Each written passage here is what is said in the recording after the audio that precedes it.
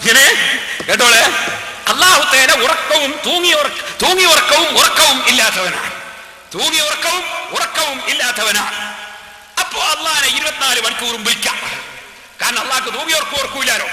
നമ്മൾപ്പെട്ട ആരെങ്കിലും വിളിക്കുകയാണെങ്കിൽ എന്ത് വേണോ? നിങ്ങൾ എപ്പാ വിളിക്കണ്ടെന്ന് ആദ്യം ചോദിക്കണം. അതാദ്യം വിളിച്ചു ചോദിക്കണം അല്ലേ? ഇരിക്കട്ടെ, മൗലവി പറയാണ്. കാരണം മനുഷ്യന്മാരാകുമ്പോൾ ഉറക്കിലല്ലായി പോവില്ലേ.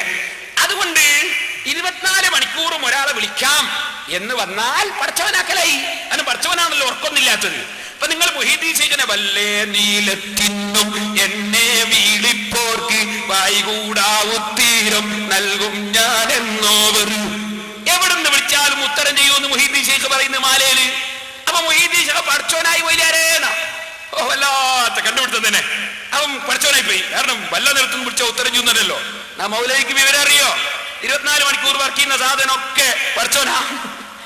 24 മണിക്കൂർ വർക്ക് ചെയ്യുന്ന സാധനമൊക്കെ പഠിച്ചോനാ. മൗലവിക്കറിയ ഇത് ലോകം ഏതാണ്? മുജാഹിദൊക്കെ കെട്ടേണ്ട ലോകമാണിത് കേട്ടോ. ഇത് കണ്ടങ്ങള് മൊബൈൽ ഫോണാ. ഈ മൊബൈൽ ഫോണില് നമുക്ക് വിളിക്കണം. ഇവിടുത്തെ ഇന്ത്യയിൽ എനിക്ക് ഓർമ്മയില്ല, ഷാർജയിലെ പറയാ. എന്ത് 131 ഞെക്കുക, 131 എന്നാ ഞെക്കിയാലോ അതെന്റെ ഓർമ്മ. എത്ര നമ്പർ തെറ്റിക്കണ്ടേ? ഇനിയിപ്പോ അത് വലിയ മസാല ഒക്കെ ഉണ്ടേ, ടൈപ്പ് ചെയ്ത് വരണ്ട. അങ്ങനെ ഞെക്കുക. അപ്പൊ ഞെക്കുമ്പോ എന്ത് ചെയ്യൂ? ഞെക്കുമ്പോ മറുപടി കിട്ടും. നിങ്ങൾക്ക് 32 ദിർഹമും 45 ഫിൽസും ബാക്കിയുണ്ട്. അതെപ്പം വിളിച്ചാലും കിട്ടൂലേ മൗലവി? 24 മണിക്കൂറും കിട്ടും. നിങ്ങളെ കണക്കിന് എന്തായി? 24 മണിക്കൂറും കിട്ടുന്ന പഠിച്ചോനാവൂലേ? 24 മണിക്കൂർ മറുപടി കിട്ടുകയാണെങ്കിൽ പഠിച്ചോനാന്നല്ലേ നിങ്ങളെ കണ്ടുപിടുത്തോ. കാരണം വല്ലേ നീലത്തിന്നും എന്നെ വീളിപ്പോർക്ക് വൈകൂടാവുത്തീരം നൽകും ഞാനെന്നോവർ. ഇവർക്ക് ബായില്ലട്ടോ.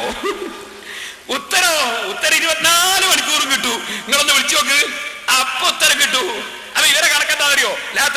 സിനത്തും വരാനോ ഉറക്കും തൂങ്ങിയർക്കും ഇല്ലാതെ 24 മണിക്കൂർ മറുപടി പറയാണെങ്കിൽ പഠിച്ചോനായി പോകുന്ന. അപ്പൊ എല്ലാ ഫോണും പഠിച്ചോനല്ലേ മൗലവി? കേട്ടില്ലേ?